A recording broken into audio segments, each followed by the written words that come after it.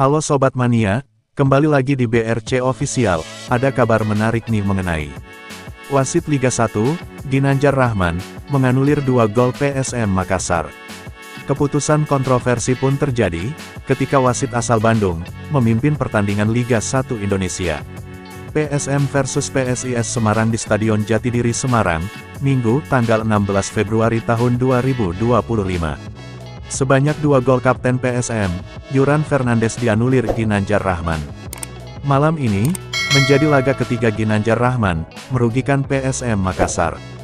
Pada musim 2023/2024, wasit asal Bandung ini, sudah memimpin 17 laga. Ia mengeluarkan 111 kartu kuning, kemudian 7 kartu kuning kedua, 2 kartu merah, dan 11 penalti.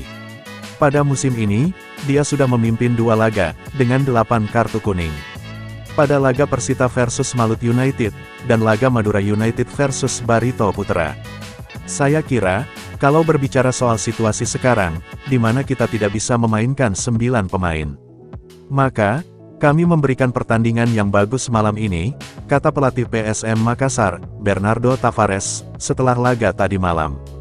Ia pun memprotes, ketika pemain PSIS Semarang, Lucas Barreto, menarik baju Yuran Fernandes, tapi tak pelanggaran. Kami mencetak lebih dari 1 gol. Kalau wasit menganulir gol pertama, karena dianggap pelanggaran. Lalu kenapa di momen pemain nomor 6, PSIS Semarang, menarik baju Yuran, itu tidak dianggap sebagai pelanggaran? Ini hanya terjadi pada PSM Makassar musim ini. Mereka seperti kehilangan respek terhadap kami, katanya. Ia juga menyampaikan, pemain PSM, menciptakan 5-6 peluang yang bagus. Pemain memperlihatkan attitude yang bagus, di pertandingan ini. Kalau menurut saya, kami sudah bekerja keras untuk menang. Ada beberapa keputusan wasit, yang menurut saya kurang pas. Kami punya peluang, tapi memang dalam sepak bola, semuanya bisa terjadi. Kami akan kembali bekerja keras, untuk pertandingan selanjutnya. Pelatih kepala PSM Makassar, Bernardo Tavares menilai, kinerja wasit Ginanjar Rahman Latif, hanyalah omong kosong semata. Itu pasca klubnya, kembali dicurangi oleh sang pengadil lapangan tersebut. Pertama, kontra Persita Tangerang, pada pekan ke-7 Liga 1, 2023/2024. Ginanjar Rahman Latif, dianggap membuat cukup banyak kesalahan, termasuk kartu kuning kedua, untuk Victor Detan, 90+3. Berselang 6 pekan, sang pengadil lapangan asal Bandung tersebut, kembali membuat Bernardo Tavares geram. Itu terjadi tatkala berkunjung ke markas Borneo FC Samarinda, Senin, tanggal 25 September tahun 2023. Sebagaimana diketahui, pasukan Ramang Keok 01 dari Pesut Etam, di Stadion Segiri, Samarinda. Tuan rumah menang berkat hadiah voucher penalti, yang dihadiahkan oleh Ginanjar Rahman Latif. Pelatih PSM Makassar menyebut, tembakan 12 pas tersebut, tak layak diberikan. Sebab pemain Borneo FC Samarinda, MC Ran, dituding melakukan diving, alias sengaja menjatuhkan badan di tepi kiri kotak penalti.